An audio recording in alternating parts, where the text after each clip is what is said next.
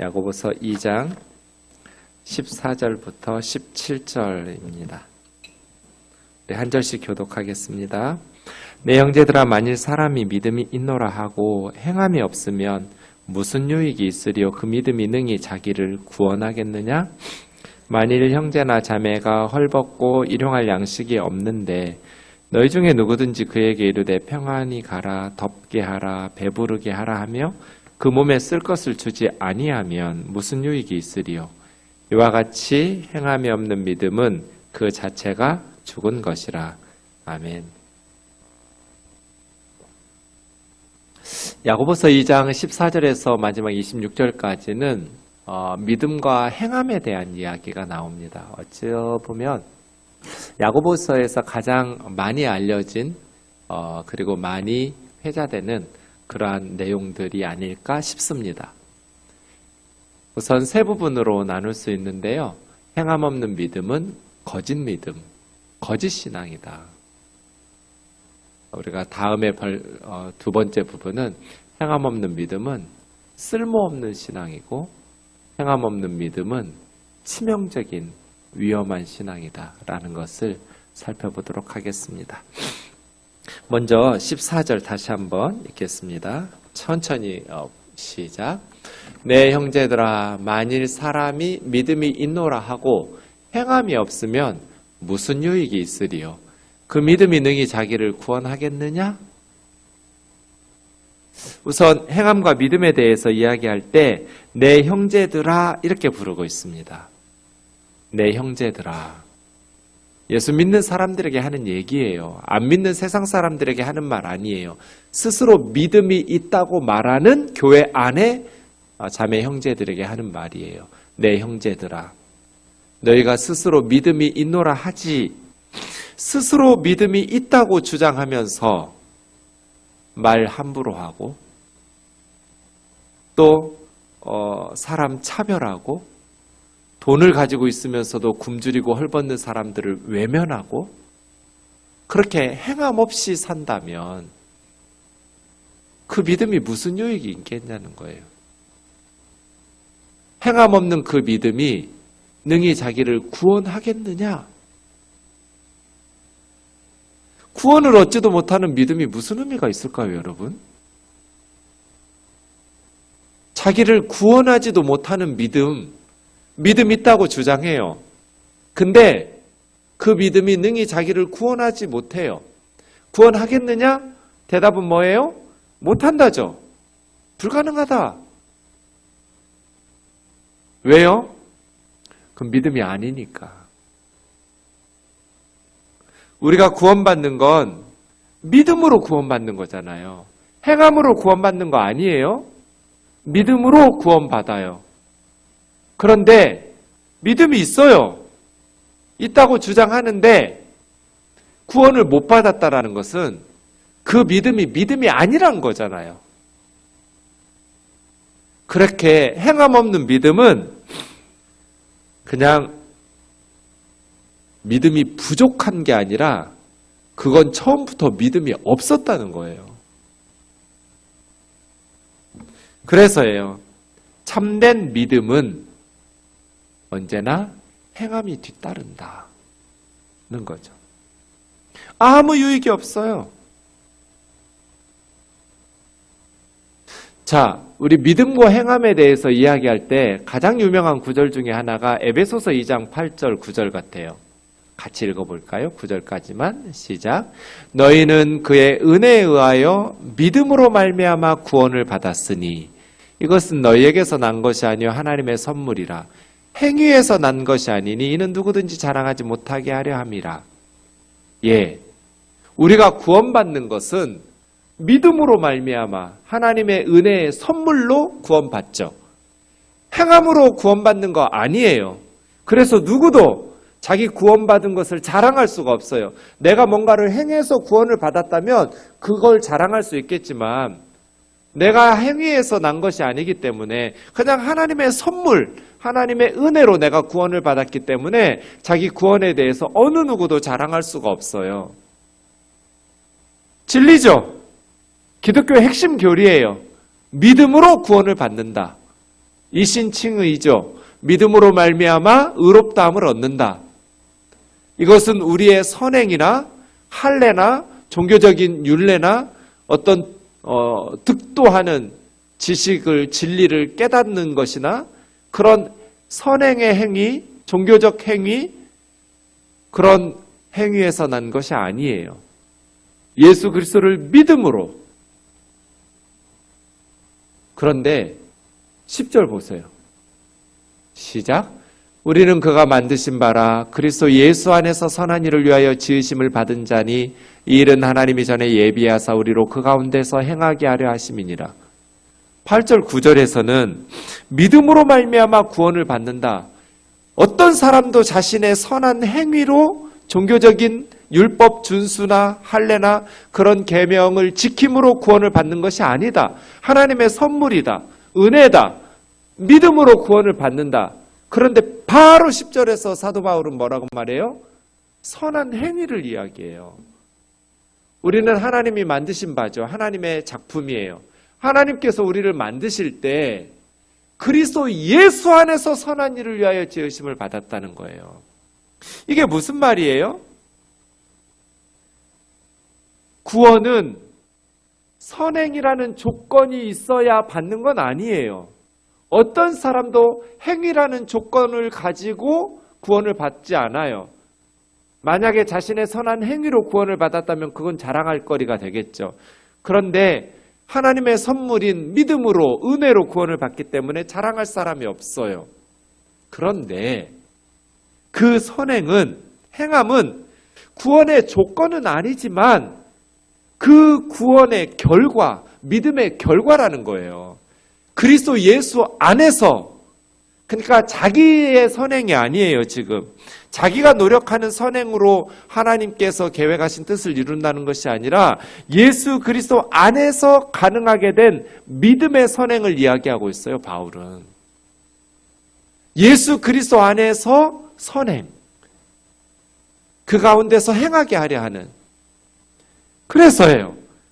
행함 없는 믿음은 뭔가 잘못된 믿음이에요. 행함으로 구원받는 건 아니에요. 행함은 구원의 조건은 아니에요. 그러나 믿음을 가진 사람은 반드시 행함이 뒤따르게 되어 있어요. 예수 그리스도 안에서 선한 일을 사모하고 선한 일을 행하도록 하나님의 은혜로 믿음의 결과, 예수님을 믿는데 영접기도만 따라하고 예전에 살던 방식 그대로 사는 그러한 삶이라면 그 믿음은 도대체 어떤 믿음이에요? 그래서 행함은 구원의 조건은 아니지만 구원의 결과, 반드시 따라 나오게 되어 있는 것이다. 이신칭의의 교리를 가장 잘 이야기하는 성경이 로마서, 그 로마서를 줄여 축약해 놓은 것과 같은 성경이 갈라디아서죠. 로마서 1장 5절에서 사도 바울은 뭐라고 그래요? 선교사의 은혜와 사도의 직분을 감당하면서 모든 민족에게 복음을 전할 때 이방인들 중에서 믿어 순종하게 하는, 믿고 구원받고 끝, 이게 아니고요. 믿고 순종하는 거. 믿음은 반드시 순종이 나오죠. 예수님을 믿는데 하나님 말씀에 순종하지 않는다면 그 믿음은 도대체 어떤 믿음이에요? 성경이 말씀하시는 믿음이 아니에요. 갈라디아서 5장 6절에서도 할례도 무할례도 아무 효력이 없지만 오직 사랑으로서 역사하는 믿음인데 할례나 무할례나 뭐 그런 행위가 중요한 것이 아니라 믿음으로 구원을 받아요. 믿음으로 하나님 앞에 기뻐하시는 삶을 살아요. 그런데 그 믿음은 어떤 믿음이냐면 사랑으로서 역사하는 믿음이에요. 피스티스, 믿음인데 아가페가 사랑을 통해서, 디아 아가페예요. 아가페, 사랑을 통해서 역사하는, 에네르구메네라는 말은, 에네르게오라는 말은 일하다, 역사하다, 그 단어예요. 그래서 믿음은 명사가 아니에요. 움직이다예요. 동사예요. 사랑으로 역사하는 게 믿음이에요. 성경은 이신칭의를 가르치는 믿음으로 구원을 받는다는 교리를 가장 논리적으로 써놓았던 로마서에서도 갈라디아서에서도 바울은 한 번도 행함 없는 믿음을 가르친 적이 없어요. 순종 없는 믿음을 가르친 적이 없어요. 사랑으로서 수고하고 일하고 움직이고 섬기고 역사하지 않는 믿음을 말한 적이 없어요. 믿음은 그래서 동사예요. 그냥 신앙 고백하고 끝나는 것이 아니라 예수 그리스도를 닮아 살아가는 움직이는 삶이에요. 그게 믿음이에요. 정체된 것이 아니에요. 믿음을 가지고 있는 사람은 여러분 우리는 사랑하는 것을 위해서 살잖아요. 돈을 사랑하는 사람은 돈을 위해서 살아요. 쾌락을 사랑하는 사람은 쾌락을 추구하면서 살아요. 음악을 사랑하는 사람은 음악을 위해서 살아요. 그림, 미술을 사랑하는 사람은 미술을 위해서 살아요. 우리의 믿음은 무엇을 위해서 살아요? 주님을 위해서, 예수 그리스도를 위해서. 그 예수님을 닮아가는 삶은 어떤 삶이에요? 예수님의 믿음은 어떤 믿음이에요? 예수님의 삶 공생애는 어떤 공생애예요? 사랑 때문에 자신의 몸을 십자가에 내어주실 만큼 하는 그런 믿음이고 그런 신앙이잖아요. 예수 그리스도를 닮아가는 신앙, 사랑으로 역사하는 믿음이죠. 그래서 저는 주일에도 돌아오는 주일에도 말씀드리겠지만 우리가 믿는 하나님이 진짜 성경에서 말씀하신 하나님인가?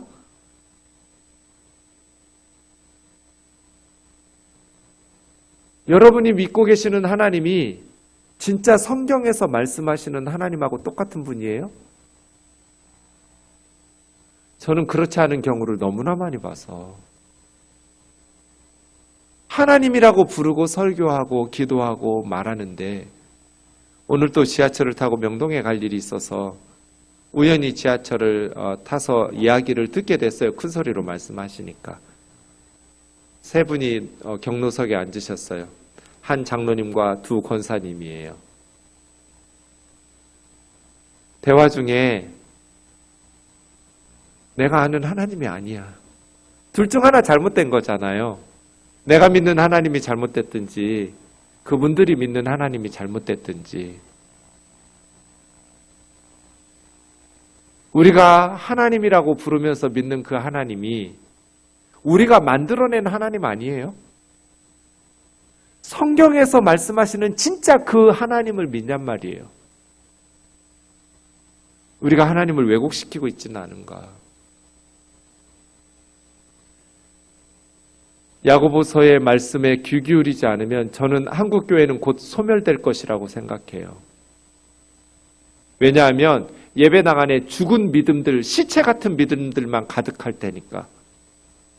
행함 없는 믿음, 구원받지도 못하는 믿음, 믿는다고 말하는데 사랑으로서 역사하는 수고가 없는, 희생과 헌신이 없는, 행함이 없는, 얼마나 말을 함부로 하고 뒤에서 험담들을 하는지. 권사님쯤 됐으면 입술이 거룩하게 거듭나야 하잖아요. 그래서 권사님들이 모이면 너무 아름다운 노랫소리 같은 대화들이 이어져야 하잖아요. 어쩜 그렇게 표독스러운, 날카로운, 그렇게 독이 가득 머금은, 사람을 죽이는, 교만하고 거만한 그런 말들을 거침없이 쏟아내요. 예수님을 10년, 20년, 30년, 40년, 50년을 믿었으면 예수님을 닮아가야 하잖아요. 나를 부인해야 하잖아요.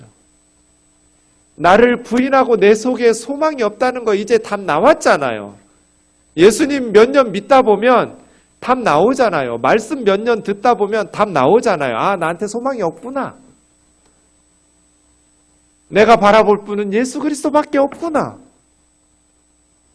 사랑하는 것을 사모하면서 추구하면서 살잖아요. 내 안에 소망이 없다는 걸 깨달으니까 이제 예수님 안에 소망이 있고 예수님 안에 참된 인생의 의미와 보람과 기쁨과 행복과 만족이 있다는 것을 알면서 예수님을 더 사모하고 예수님을 더 가까이 하기를 소원하고 예수님을 구하면서 살게 되잖아요. 수십 년 교회 다녀서 직분을 가지고 있는데도 여전히 세상을 사랑하고 세상에 뭔가 대단한 의미가 있는 것처럼 전혀 영적인 성장과 자라남이 없다면 그 믿음은 도대체 어떤 믿음일까요? 사랑으로서 역사하는 믿음. 우리가 믿고 있고 내가 그 믿음으로 구원받고 천국에 간다고 확신하는 그 믿음이 진짜 성경에서 말씀하신 믿음 맞냐 이거예요. 야고보 장로님이 제기하신 이 문제는 매우 치명적인 문제예요. 내 형제들아, 만일 사람 믿음 있노라 하고 행함이 없으면 그 믿음이 무슨 유익이 있겠냐? 자기를 구원할 수 있겠냐? 없다는 거잖아요. 그런데 성도들은 착각하고 있는 거잖아요. 자기는 믿음이 있으니까 구원받을 것이라고. 행함 없는 믿음은 아무짝에 쓸모없는 믿음이다. 15절에 예를 들고 있습니다. 만일 형제나 자매가 헐벗고 굶주리고 있어요. 옷이 없어서 헐벗고 하루 먹을 양식이 없어서 굶주리고 있는데 예수 믿는다는 사람들이 너희 중에 누구가 그에게 샬롬, 평안히 가라, 따뜻하게 해라, 배부르게 해라 말은 하는데 그 몸에 쓸 것을 주지 않으면 이런 걸 뭐라고 그래요? 벌벌 떨고 있어요. 입을 옷이 없어서 헐벗고 또 쩔쩔 굶어서 굶주리고 너무너무 먹지 못해서 고통받고 있어요. 입을 옷이 있으면 따뜻하게 할 수 있는 옷이 있으면 왜 헐벗고 떨어요? 먹을 양식이 있으면 왜 그렇게 굶주리면서 고생을 해요? 자기가 할 수 없으니까 헐벗고 굶주리고 있는 거잖아요. 스스로 자신의 문제를 해결할 수 없기 때문에 고통받고 있는 사람에게 평안히 가라, 따뜻하게 입어라, 배부르게 먹어라 하면서 그 몸에 쓸 것을 안 주는 걸 약 올린다고 그러죠. 이건 약 올리는 거죠. 무슨 유익이 있어요? 그런데 우리 16절 많이 하잖아요. 기도할게요 라고 말하지 말고 밥 한 끼를 사주란 말이에요.